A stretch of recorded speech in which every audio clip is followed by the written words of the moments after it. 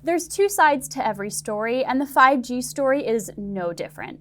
On one hand, there's a lot of excitement about how 5G can open the door to more wireless innovation. But on the other hand, US politicians worry about privacy and security as China positions itself as a 5G superpower.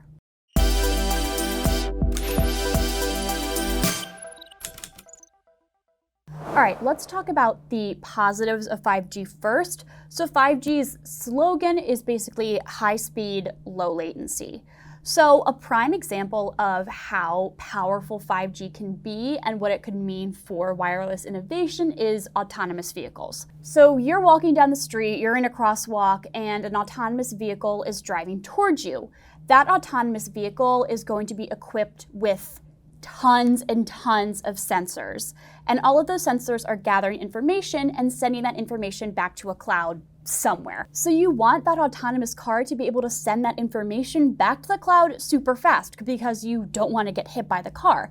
And that's a really great example of where 5G will have that strength. Because it's wireless, it doesn't need to be connected to a Wi-Fi router somewhere. It's just connected all above you in the air.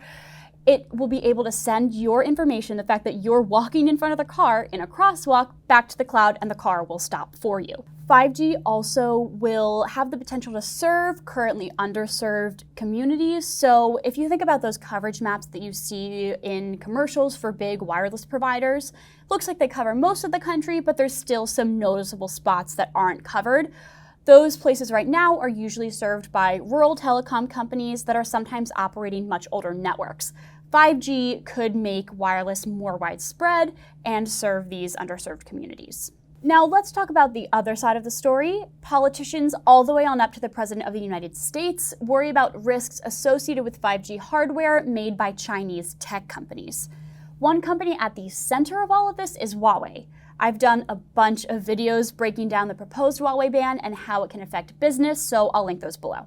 So the whole reason that Huawei and some other smaller Chinese telecom companies that are sort of Huawei's competitors are blacklisted by the Commerce Department is because of this huge push for 5G and 5G infrastructure. President Trump wants to ensure that Huawei can't have its hardware used in the building of US 5G networks because allegedly Huawei could plant sort of back doors in its equipment and then use those back doors to then spy on consumers. We don't know this for sure, it's all alleged, but this move was sort of done out of an abundance of caution. Like I said earlier, politicians on both sides of the aisle are concerned about China's growing influence over 5G tech. Mark Warner, who is the vice chair of the Senate Intelligence Committee, is one of them. He's a senator from Virginia. He also, coincidentally, is a former telecom professional, so he's really well versed in wireless networks and how they should be regulated and protocols. Because 5G is more decentralized, it requires a lot of maintenance and security updates.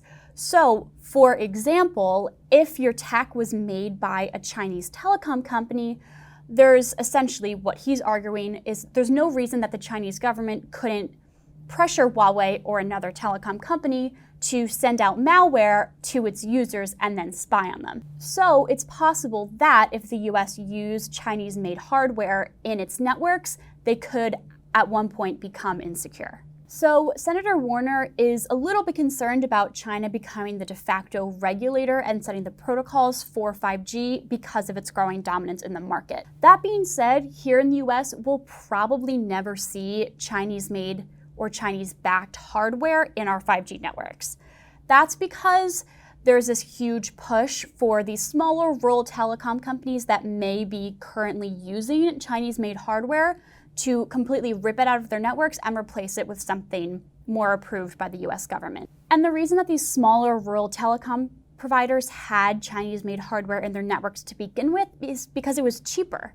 They didn't have the money to invest in non-Chinese made hardware, which is now why the US government is going to give them upwards of $700 million to rip and replace for when it comes to 5G. So that's where we are in the US. Widespread 5G networks are not yet a reality, so it's good that these concerns are being addressed before 5G becomes an integral part of our lives. And once 5G rolls out globally, expect more IoT sensors than you can count, plus super fast speeds for streaming and stuff like that.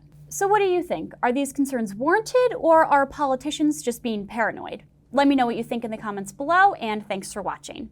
If you liked this video, be sure to give it a thumbs up and subscribe to our channel. Check out the links below for more on the Huawei ban and to read the full story at CSO Online. See you next time.